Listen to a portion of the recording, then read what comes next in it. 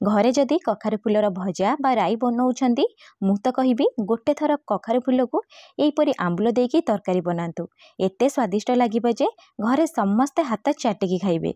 नमस्कार, प्रतिदिन रोषेई को आपण मानकु अनेक अनेक स्वागत। आपण मानकु अनुरोध रहिला वीडियो को मूल लास्ट जाए देखंतु। कखारू फुलर रेसिपी बनिया पई आपणक हिसाब रे कखारू फुलर क्वांटिटी कम बेसी एठी करि परिबे। एमिति नाही जे अधिका कखारू फुल एठी दरकार पड़िबो। आपण चाहिले 6 रु 7 टी फुल रे एई तरकारीटा बनेकी रेडी करि परिबे। एबे जो कखारू फुल नाड़ को आमे काढी नबा, काढी नै सारला परे फुल को भल से चेक करि नेबे। भितरे पोक रहि जाय थे जो हळदिया कलर पार्ट अछि ना ताकू पकेइबेनी और सरू सरू पार्ट को पकेइबेनी। एबे आमे कोन करबा ना सब कखारू फुल को एई परि बाछिकी धोई नबा। धोई नै सारला परे छोट छोट पीस रे काटी नबा। काटिकरी गोटे साइड रे रखी नबा। चलंतु गोटे स्पेशल सोरिसा मसला बनेइबा। जेहेतु एठी आंबुल देई तरकारी बनेइबा ना सेति गोटे मिक्सिंग जार नहीं जार रे गोटे चामच दे दउची सोरिस, ता सहित आधा चामच एठी हमें जीरा यूज करिबा। 2 रु 3 टी एठी कंचा लंका यूज करिबा। ता सहित 6 रु 7 टी रसुण कला एठी यूज करिबे। कलर पई अल्प टिके हळदी गुंड देई देबे। देई सारला परे स्वाद हिसाब रे एठी लुण देबे। लुण देईकी मसला बनेइबे। देखिबे जमा भी पिता लागिबनी और टेस्ट भल आसीबो। गोटे चामच सोरिस तेल, गोटे चामच पानी देगी मसला को भल से पेसी आनिबा। देखि पारुथिबे सोरिस मसला पूरा पेस्ट बनिकी रेडी सरलानी। गोटे साइड रे रखी नउची। एपटे कोन करची ना गोटे बाउल नेइची। बाउल रे काटिकी रखिथिबा कखारू फुल को देई दबा। ता सहित ता नाड़ को मध्य देई देबे। बाइंडिंग पाई 2 रु 3 चामच एठी हमें बेसन यूज करिबा। आपण चाहिले बेसन जगार चाउलर गुंड देबे, आहुरी क्रिप्सी मध्य रहिबो। अल्प टिके लुण देई देबे। मोर एठी गोटे भूल हो जाइथिला। कखारू फुल जेहेतु परिमाण रे अधिका देखा जाइथे, बनि साला परे कम हो जाइथे, मते टिके एठी लुणिया लागुथिला। सेति पई आपण एठी 2 पिंच ही लुण यूज करिबे। अल्प टिके हळदी गुंड देई देबे। ता सहित अल्प टिके देई देबे गरम मसला। एतिकी देई सारला परे आको आपण मिसेई नेबे। देखि पारुथिबे मिसी सारला परे केते क्वांटिटी रे कम हो गलानी। एबे हमें कोन करे ना 1 रु 2 चामच पानी देई दबा। पानी देई सारला परे आकु टिके भल से मिसेई नबा।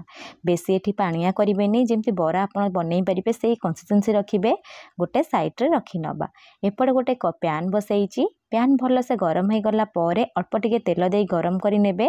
छोट छोट टाइप रो कखारू फुलर बरा एठी बनेई नेबे। आपण जदि चाहिबे एठी बड़ मध्य बनेई परिबे, किंतु झोल रे पड़ी सारला परे टिके फुली जाइथाय। सेति पई चेष्टा करिवे छोट बनेया पई। देखिया पई तो सुंदर रहिबो। कम समय रे मध्य बहुत सारा बनिकी रेडी हेइ जिवो। 1 रु 2 मिनिट छाड़ी देबे। 2 मिनिट परे टिके उल्टेई नेबे। उभय पट यहीपरि लाइट ब्राउन कलर हवा जे भल से भाजी नेबे। देखि पारुथिबे मु आ गोटे मिनिट मध्य गोटे पट को छाड़ी देइतिली। कलर चेंज हो गलानी। एबे हमें काढी के गोटे प्लेट रे रखी नबा। यहीपरि सब को भाजी नबा। एबे सेही पैन रे मु कोन करची ना गोटे छोट पियाज को पूरा फाइनली चॉप करी नेइथिली। पियाज को देई देबी। फ्लेम को एठी लो टू मीडियम रखिबा।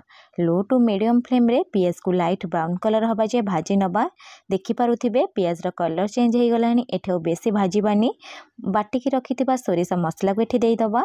सोरिस मसला देई सारला परे एठी आपण कोन करिवे ना फ्लेम को मीडियम रखि देबे। मीडियम फ्लेम रे गोटे मिनिट कसिबे।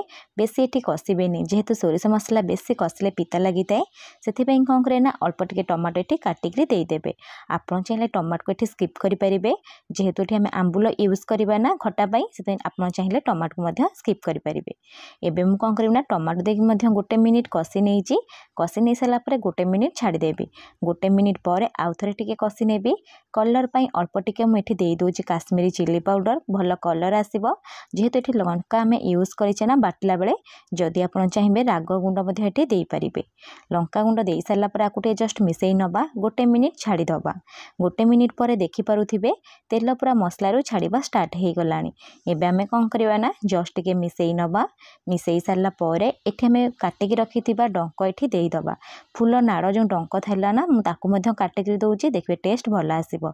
2टी मीडियम साइज रो आलू को चोपा छड़ेकी मीडियम पीस रे भाजी नेइथिली, ताकू मध्य देई दबा। आपण चाहिले आलू को मध्य एठी स्किप करि परिबे। आलू और डंक देई सारला परे 1 रु 2 मिनिट एठी कसी नेबे। कसी नै सारला परे आपण एठी कोन करिवे ना आंबुल यूज करिवे। मु एठी 2 फाळ आंबुल देइची। आपण चाहिले गोटे फाळ आंबुल देई परिबे।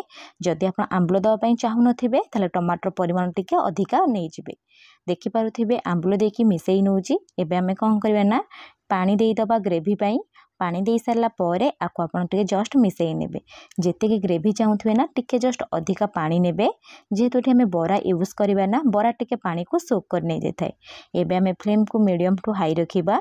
मीडियम टू हाई फ्लेम रे कभर करिकी पाखापाखि 5 ରୁ 6 मिनट छाड़ीदबा। 6 मिनट हो गलानी आपण मैंने देखिपे तरकारी भलसे फुटीगलानी।